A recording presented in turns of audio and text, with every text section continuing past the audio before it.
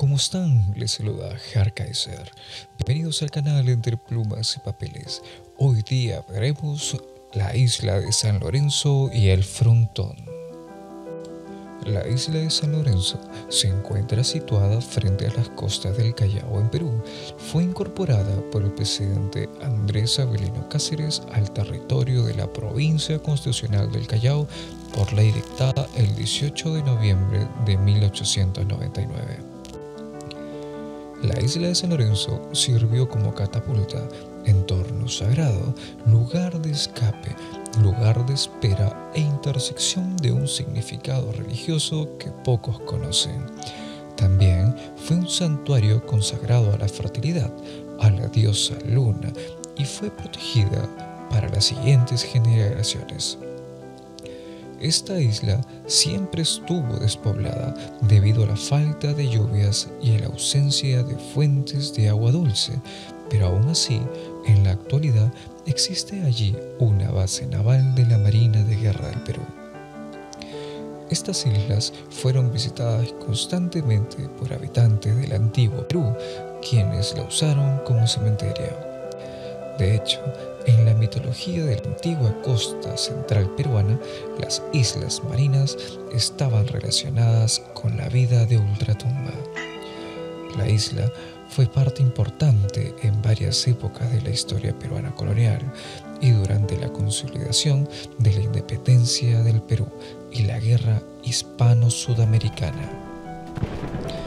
La isla de San Lorenzo, con solo 8 kilómetros de largo, por 2 de ancho y un área de 1.648 hectáreas, es la isla más grande del país y de muchos distritos de Lima.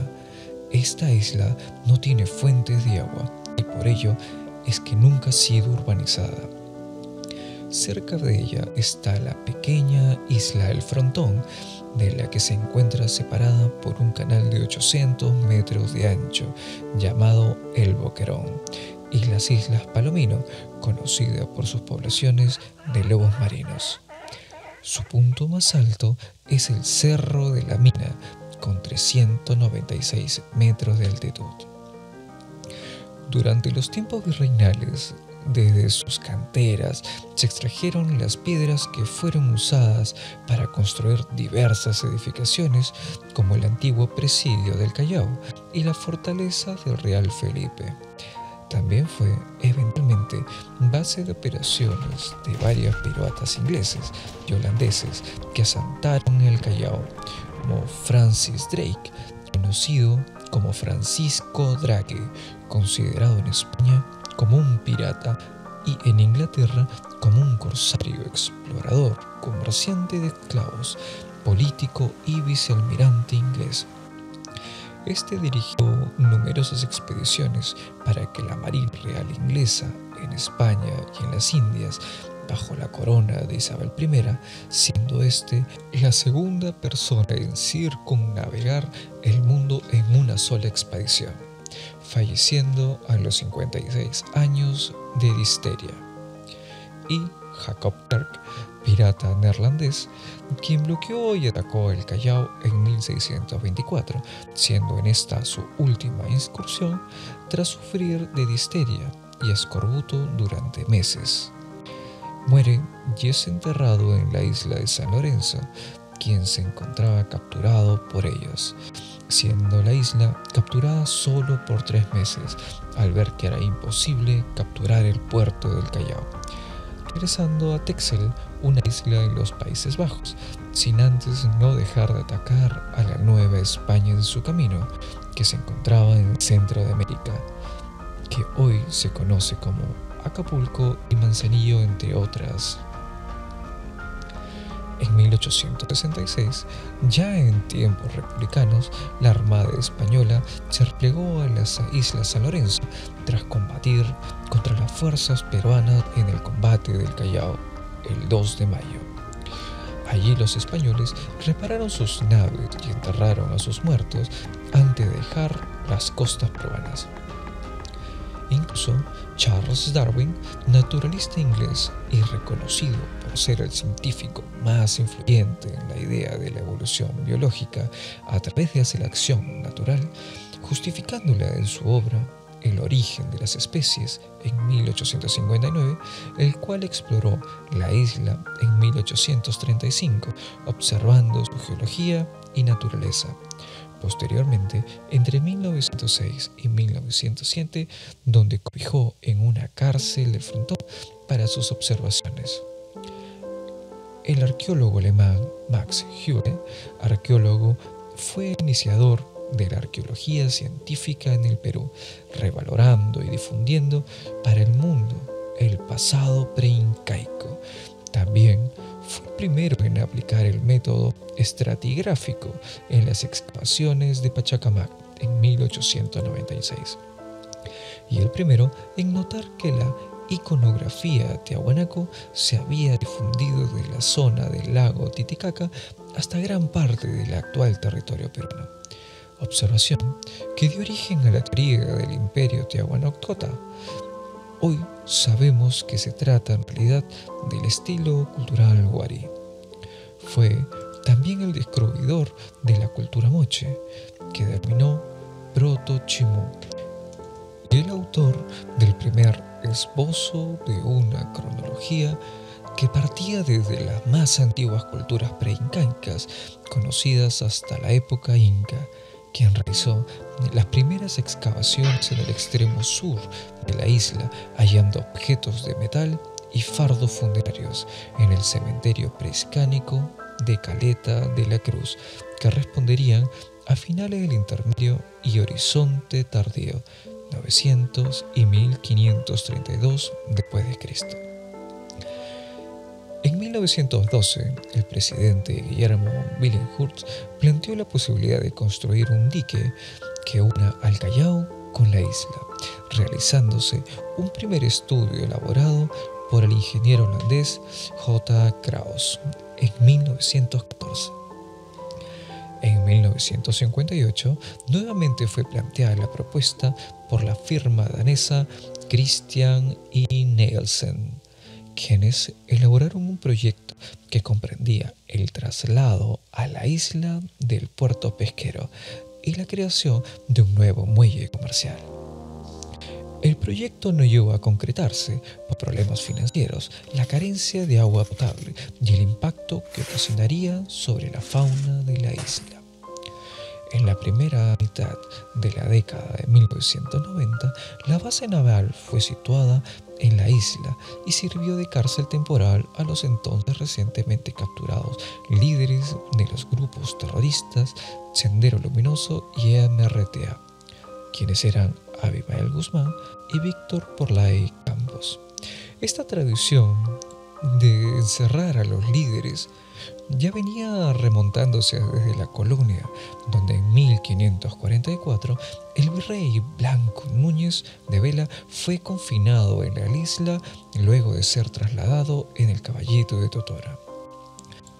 María del Pinar Fortunic Oliveira, antropóloga, escribió el libro El Señor del Mar y Espacio Sagrado Prehispánico, la isla de San Lorenzo, donde se explican detalles de su significado en épocas prehispánicas y su utilidad en la época colonial y republicana.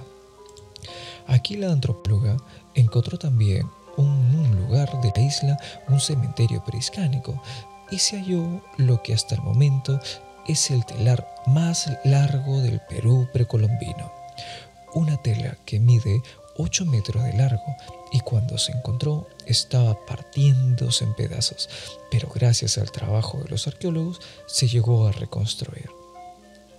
Sus palabras fueron: es difícil saber si fueron entierros religiosos o de prisioneros. Los hombres han sido encontrados con las manos atadas, pero lo que sí se puede saber es que eran hombres adultos tatuados y distinguidos, dice la antropóloga.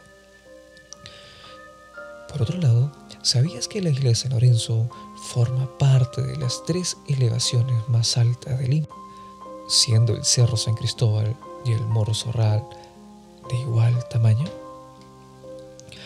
Actualmente la isla se encuentra dividida en 3 partes: la reserva natural, una base naval y el megaproyecto, Este acuerdo del proyecto, en el 2017, pertenece a una mega inversión, la cual consta de un acceso de fácil articulación con la isla al puerto y vía de Lima metropolitana, lo cual permitirá un rápido desplazamiento a las principales zonas comerciales, industriales y residenciales, siendo esta isla 5 veces más grande que muchos distritos de Lima. Por otro lado, esta isla guarda muchas historias bajo el mar, algunas de ellas, por ejemplo, la historia de la Gringa. La Gringa es conocida por muchos militares que han hecho servicio en la base naval de San Lorenzo. Era una chica muy hermosa, hija de un capitán de fragata que llevó de paseo a su familia a la isla. La muchacha decidió ir a dar un paseo sola. El capitán pensó que no habría ningún problema, ya que era una isla desierta, a excepción de la estación naval. Después de que pasaron unas horas y la muchacha no regresaron, decidieron salir a buscarla. La buscaron durante 2 semanas. Al final, sus extremidades fueron encontradas en un basural.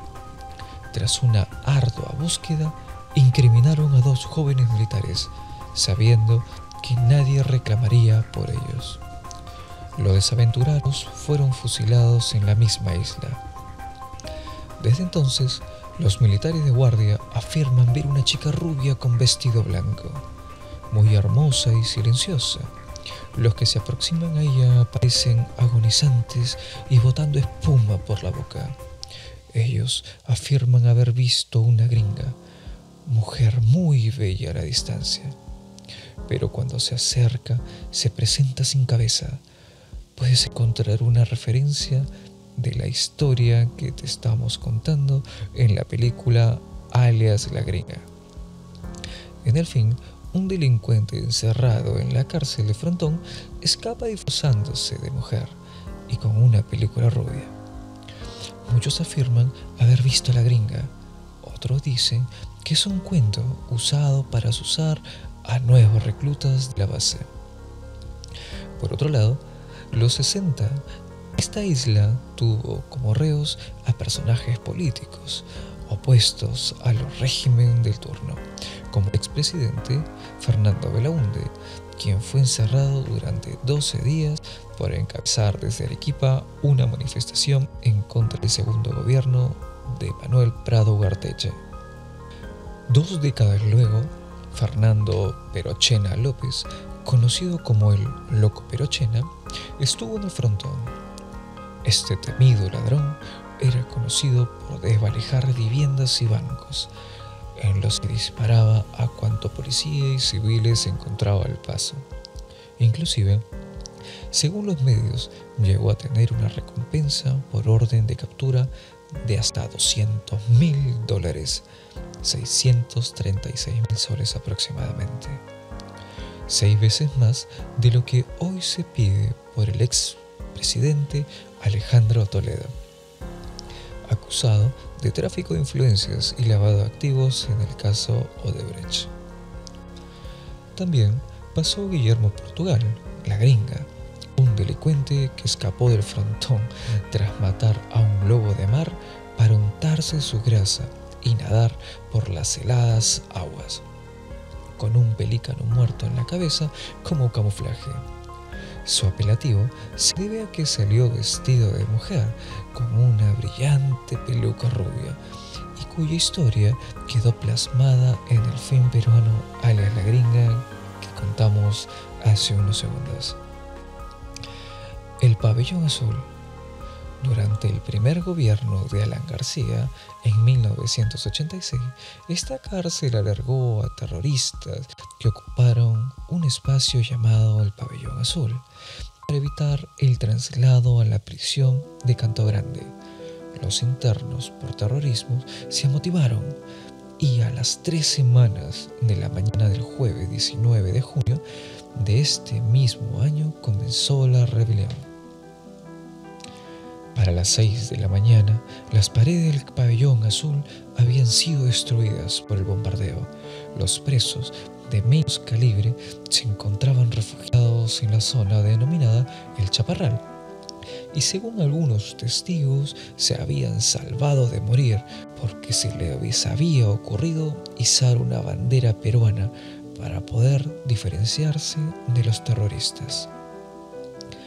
La Marina de Guerra del Perú, cuya base más cercana se encuentra en el distrito de La Punta, a solo unos minutos de la isla, realizó un ataque a las instalaciones, retomando el control. Horas más tarde, la prensa nacional daba cuenta que la mayoría de los amotinados habían perecido en el proceso. Se habían matado 133 reos entre 18 y 19 de junio de 1986 a manos de 35 exmarinos. El año pasado se abrió la investigación, siendo hasta hoy materia de investigación, tanto judicial como periodística, el posible hecho de 2 ejecuciones extrajudiciales, lo cual involucraría al mismo presidente García. A pesar de todos estos sucesos, se dicen que los presos podían merodear por la isla, pescar desde cangrejos, calamares hasta trambollos y chitas, así como alimentarse de aves marinas.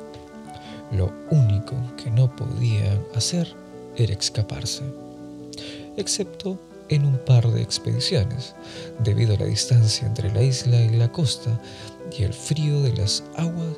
Podía matar de hipotermia a cualquier humano que lo intentase. En el frontón, la Marina de Guerra, a cargo del almirante Luis Jean Petri Rojas, tuvo a su cargo el nivelamiento del motín. Los prisioneros habían tomado de rehenes a 3 miembros de la Guardia Republicana. El ministro del Interior, Agustín Mantilla, llegó a la isla por orden del presidente Alan García. Mantilla es quien suspende el diálogo con los internos. En la matanza, la Marina utilizó, además del armamento tradicional, dinamita, bazucas, granadas y explosivos de alto poder como el C3. Con ello, lograron demoler el pabellón azul. Tras la rendición, los internos fueron seleccionados y luego ejecutados a balazos.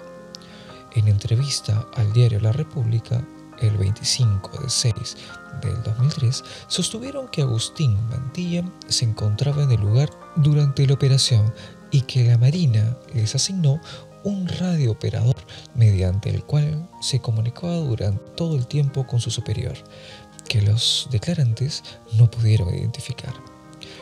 No sabemos a quién Mantilla le daba parte de los hechos. Tenía un radiooperador asignado.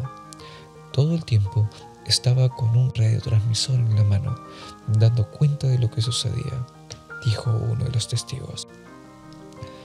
Todo indicaría que la eliminación de los terroristas rendidos fue también conocimiento de Mantilla. Los cadáveres de los prisioneros de Lurigancho fueron regados en cementerio desde Cañete hasta Barranca. En el caso del Frontón, los pocos cuerpos, pedazos de ellos que aparecieron, fueron dejados en los cementerios de San Bartolo y Pachacamac. De los desaparecidos, nunca más se supo. En el año 2000, la Corte Interamericana de Derechos Humanos emitió una sentencia responsabilizando al Estado peruano de la matanza en el Frontón. Actualmente, el caso está entrampado en la Fiscalía por la lentitud del fiscal vigente, de quien se sabe tiene simpatía priista. El ministro de la Marina, almirante Julio Pacheco Concha, en mayo de 1986, dijo: "A los asesinos terroristas no los va a milanar la pena máxima. La gente irrecuperable tiene que eliminarse de la sociedad. Sepan los subversivos que han herido profundamente a la institución y al país entero, y sepan también que han despertado a León". Más de 200 internos acusados o sentenciados por terrorismo perdieron la vida durante los motines que protagonizaron en los penales Lurigancho, El Frontón y Santa Bárbara. el 18 y 19 de junio de 1986. Los agentes del Estado emplearon para su develamiento el uso que fueran ejecutado extrajudicialmente. Un antecedente importante a esta matanza fue la agitada situación que se vivía en los penales en los meses precedentes, básicamente en aquellos en los que se encontraban los internos por delito de terrorismo.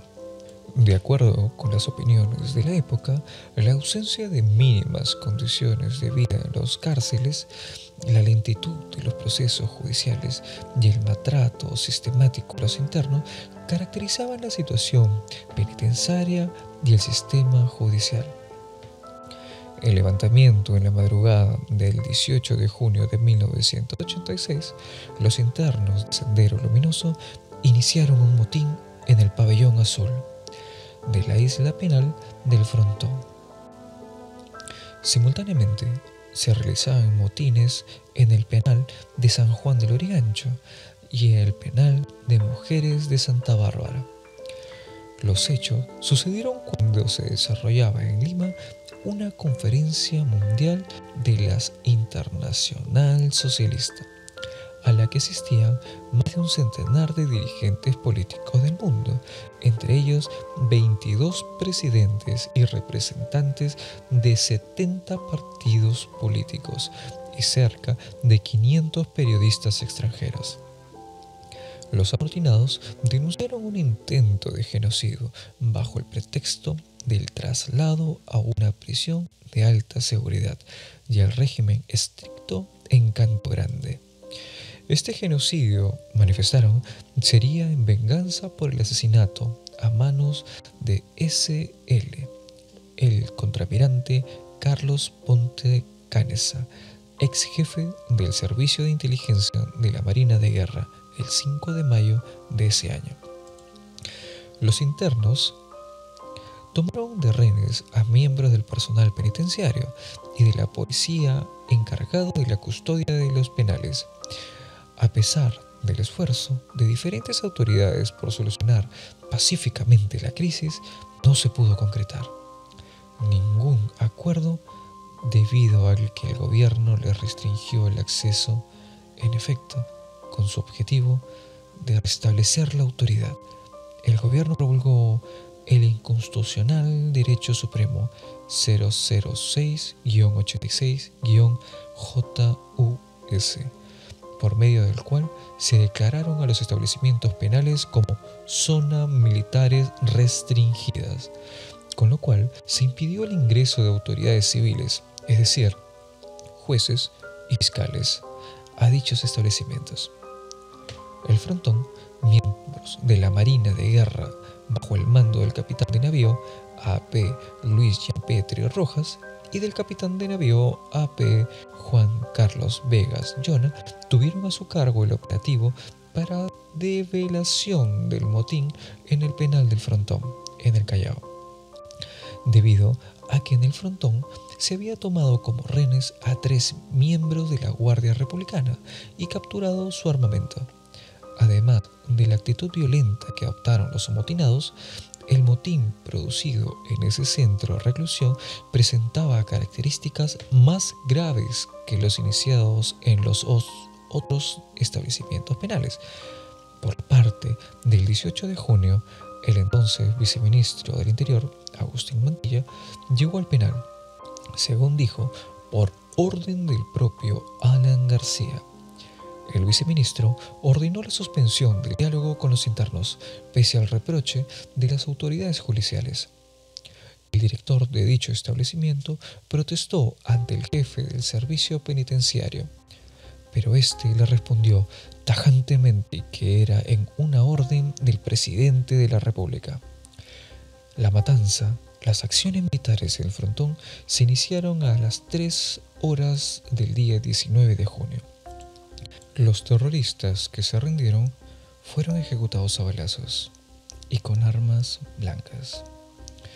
Muchos de los internos que fallecieron se encontraban detenidos en calidad de inculpados.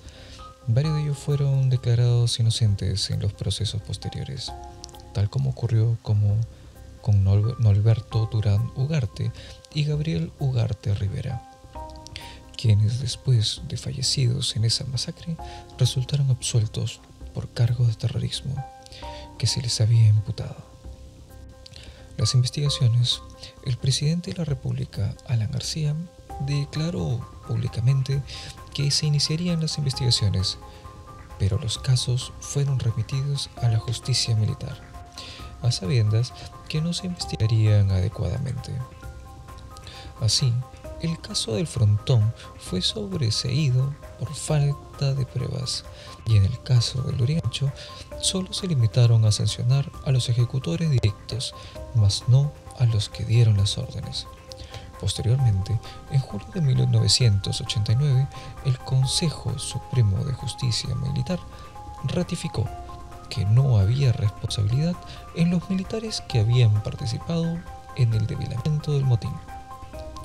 En octubre de 1990, una comisión investigadora del Congreso concluyó, entre otras cosas, que a lo largo de esta investigación hemos encontrado hechos que nos obligan a presumir que funcionarios civiles de alto nivel en la administración, así como determinados oficiales y miembros de las fuerzas del orden que intervinieron en el develamiento de los motines, materializaron delitos previstos y sancionaron a nuestro ordenamiento legal.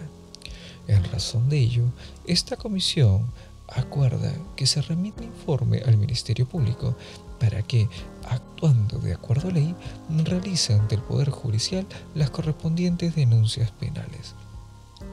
Al referirse a la responsabilidad de las decisiones del gobierno, la comisión concluyó: por todo lo anterior, el presidente de la República y el Consejo de Ministros tienen responsabilidad directa en los resultados de su orden desencadenada. Sin embargo, el APRA, en alianza con el movimiento Cambio 90, logró el número necesario de votos para rechazar la acusación.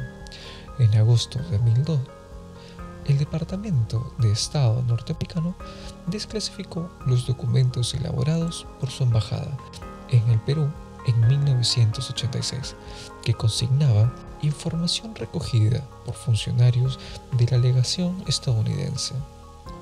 En entrevistas con ministros de altos mandos militares, estos documentos probarían que el expresidente Alan García Pérez ordenó personalmente sofocar los motines en las cárceles.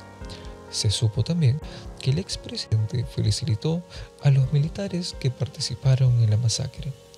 El documento, desclasificado del 1 de julio de 1986, es revelador, porque registra que a García le parecía que la eliminación de los terroristas tenía su lado positivo, ya que se había acabado con dos de los principales centros de adoctrinamiento del senderistas, como el Lurigancho y el Frontón.